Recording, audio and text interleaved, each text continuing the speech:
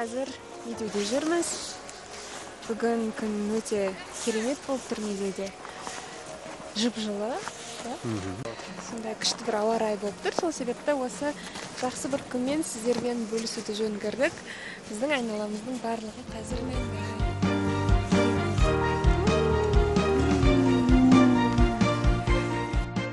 Мияқта кішкентай балалар сырғанап жүр. Бүгін негізі күздің соңғы күні болғанымен далада нағыз қыс.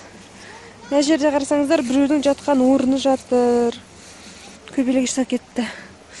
Ал мына жерге қарасаңыздар, біреудің ізі жүріп қар адам ау деймін. Мына жаққа дейін түсіпті.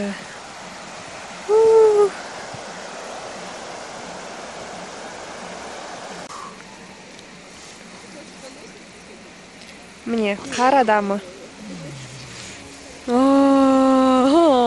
Ондай маған ұнамайды.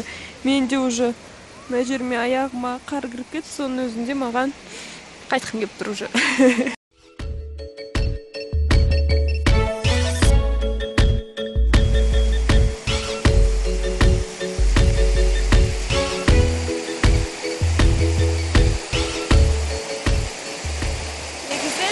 Алматының ең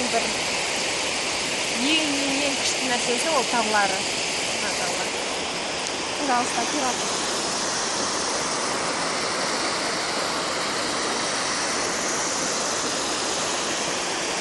Бенде кез келген демалысқа барынша осы тауларға келіп демалып қалу керек сияқты.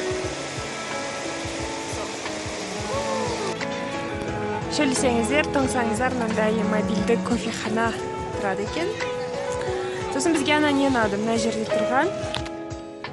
Мына бір тұрған, это казан мангалда. Өте шашлықтар өте күшті екен.